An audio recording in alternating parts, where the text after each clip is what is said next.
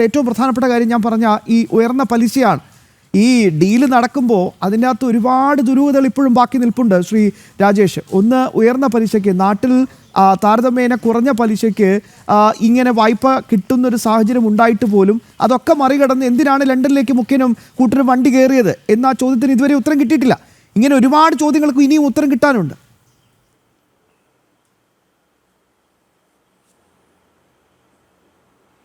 ഇത് താങ്കൾ ചോദിക്കുന്ന ചോദ്യം വളരെ പ്രസക്തമാണ്. 2019 ശേഷം ഇവരിത് നടത്തി മണിയൊക്കെ അടിച്ച് ധനമന്ത്രി ഇതെല്ലാം സ്റ്റോക്ക് എക്സ്ചേഞ്ചിലൊക്കെ ഇത് ചെയ്തത് നമ്മളെല്ലാം കണ്ട് ആ സമയങ്ങളിൽ തൊട്ട് ചോദിക്കുന്ന ചോദ്യങ്ങളാണിത്. കാരണം ആ ഉയർന്ന പലിശയ്ക്ക് കിട്ടിയ താങ്കൾ ബാക്കിയുള്ളവർ വാങ്ങിയ ഇതിൻ്റെ നിരക്കുകൾ പറഞ്ഞല്ലോ, ഇതൊക്കെ നമ്മൾ ഒരുപാട് ഡിബേറ്റ് ചെയ്തിട്ടുണ്ട്. ഞാൻ ജനം ടി വിയിലല്ലാതെ വേറെ പല ചാനലിൽ ആ സമയങ്ങളിലൊക്കെ പോയിട്ട് ചർച്ചയിൽ പങ്കെടുത്തിട്ടില്ല. ഞാൻ എപ്പോഴും ഓർക്കുന്നുണ്ട് ഈ കിഫ്ബിയിലേക്ക് ഇവർ പൂൾ ചെയ്തിട്ടുള്ള പൈസ ഇവർ വളരെ ഫലപ്രദമായിട്ട് ഉപയോഗിച്ചിട്ടുണ്ടോ എന്ന് വെച്ചാൽ അതിനും ഒരു കൃത്യമായ ഓഡിറ്റ് നടത്തണം.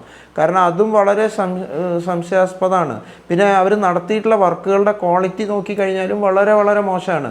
പക്ഷേ ശ്രീ ഹരിദാസ് സാർ പറഞ്ഞ കാര്യത്തോട് ഞാനും അംഗീകരിക്കുകയാണ്. കാരണം ഇതിനെ ഞാൻ പറഞ്ഞല്ലോ അവിടെ വന്ന് ഇതിനെ കോർട്ടിൽ ചലഞ്ച് ചെയ്യാം. പിന്നെ ഇതിൽ വേറെ ഒന്നുണ്ട്, ഇതൊക്കെ പറയാതെ മാത്രമേ ഉള്ളൂ. അതായത് ഇതിൽ കുറ്റം തെളിയിക്കപ്പെട്ട് കഴിഞ്ഞാൽ 5% എമൗണ്ടിൻ്റെ 5% അല്ലെങ്കിൽ 3.5 ഇരട്ടിയാണ് പിഴ. അപ്പോൾ എമൗണ്ടുകളൊക്കെ വലുതാണ്. പക്ഷേ ഇവരിതേപോലെ കോർട്ടിൽ പോയി ചലഞ്ച് ചെയ്ത് ഇത് നീട്ടി കൊണ്ടുപോകും. മാത്രമല്ല കോർട്ടിൻ്റെ എത്തുമ്പോൾ ഞാൻ കോർട്ടിനെ കുറ്റം പറയല്ല, ജഡ്ജസിൻ്റെ വീക്ഷണങ്ങളിൽ വളരെ വ്യത്യാസങ്ങളുണ്ട്.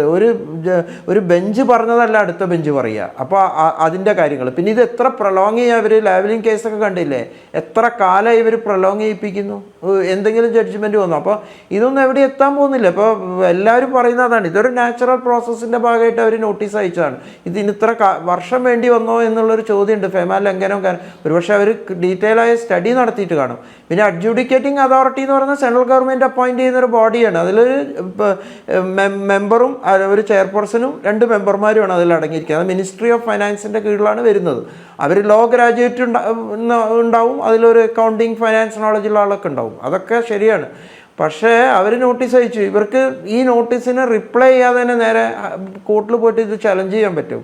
പിന്നെ ഇതേപോലെ ഇതിനെ ഇൻ്റർപ്രറ്റ് ചെയ്ത കാര്യങ്ങൾ ഇതിൻ്റെ പല ഇൻ്റർപ്രിട്ടേഷനും കോടതിയിൽ വരുമ്പോൾ വരും. അപ്പോൾ പക്ഷേ ഫെമ വയലേഷൻ നടന്നിട്ടുണ്ടാവണം. പിന്നെ ഈ വലിയ ഇൻട്രസ്റ്റിൽ ഇത് വാങ്ങിയിട്ട് നടത്തിയതിൽ 100% ദുരുദ്ദേശമുണ്ട്, 100%. പക്ഷേ എന്ത് വന്നാലും ഇവർ 4 കാലിൽ വീഴുകയല്ലേ ചെയ്യുന്നത്. നമ്മൾക്ക് എന്താ ചെയ്യാൻ പറ്റുന്നത്, അതാണ് പറയുന്നത്.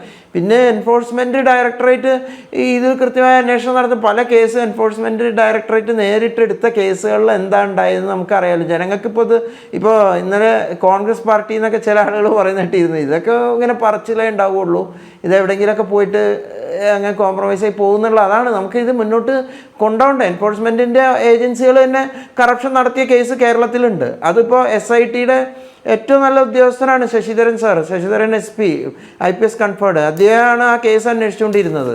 ആ കേസ് എന്തായി, കുറച്ച് കഴിഞ്ഞപ്പോൾ അദ്ദേഹത്തിനെ പോലീസ് അക്കാഡമിയിലെ ഡെപ്യൂട്ടി ഡയറക്ടറായിട്ട് മാറ്റി. ഇതാണ്ടായത്.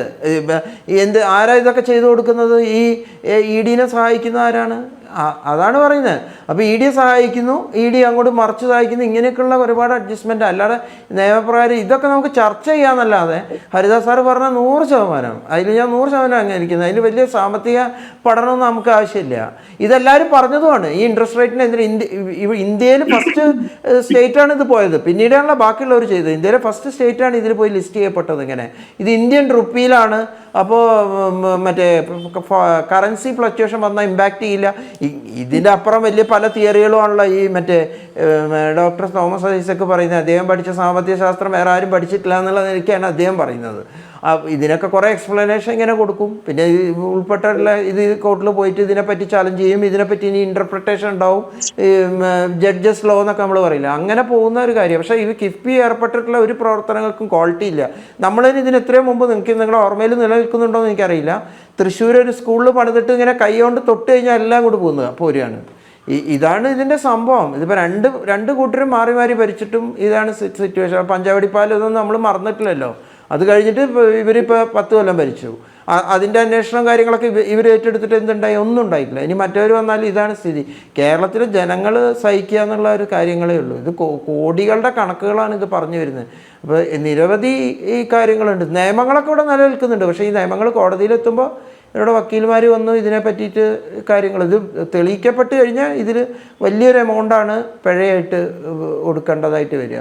ഇത് റിയൽ എസ്റ്റേറ്റിനാണോ കൃത്യമായിട്ട് ഉപയോഗിച്ചത്, അതോ ഇത് പ്രൊഹിബിറ്റഡ് ആയിട്ടുള്ള യൂസ് ഇതിൽ വന്നിട്ടുണ്ടോ, അതറിയണമെങ്കിൽ ഈ കേസ് ഫുള്ള് നമ്മൾ സ്റ്റഡി ചെയ്യണം.